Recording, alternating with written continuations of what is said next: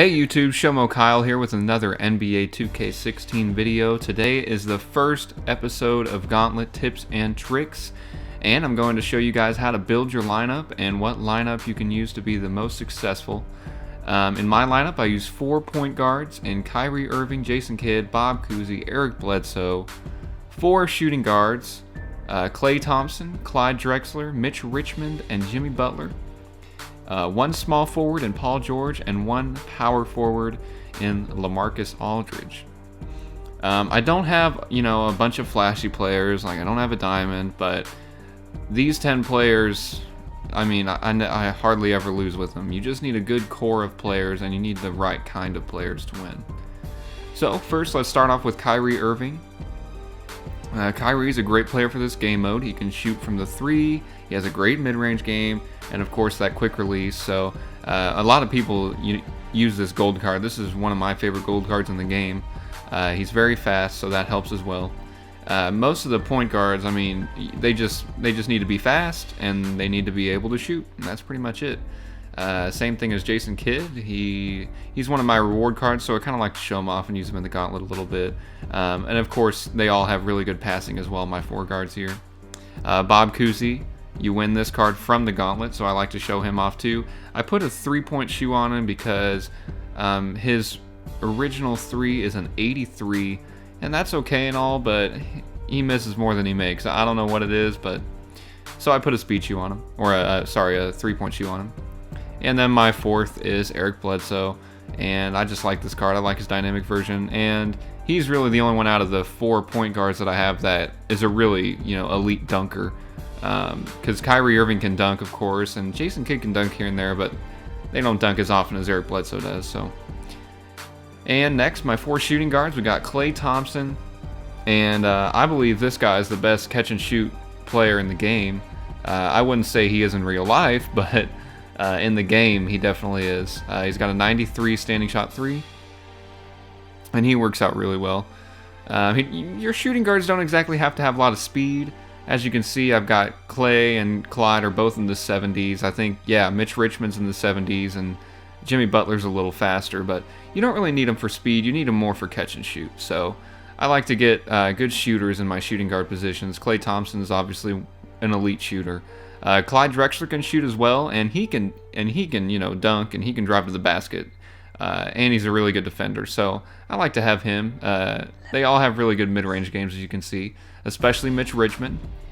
Mitch Richmond is one of my favorite historic players, and one of my favorite historic cards to use in 2K. I loved him last year. His Onyx card was great, and honestly, his card this year, not a lot of people have him, but go pick him up.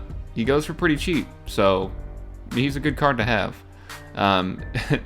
The pass vision and accuracy aren't there, but I'm not really worried about that. The mid-range is obviously really good, and the 3-pointer is really good, and that Mitch Richmond jump shot is money.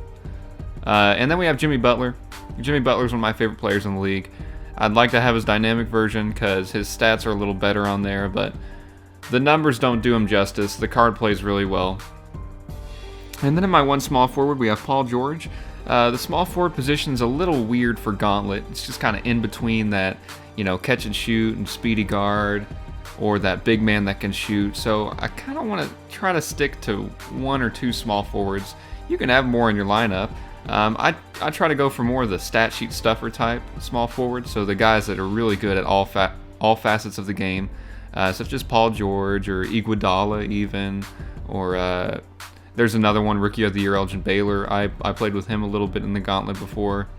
Now, those guys aren't great at shooting 3-pointers, and you want to get a good 3-point shooter, but, they don't have to shoot 3s. They just need to be good on defense, good passing, good rebounding, that all-around type player. So Paul George really works out.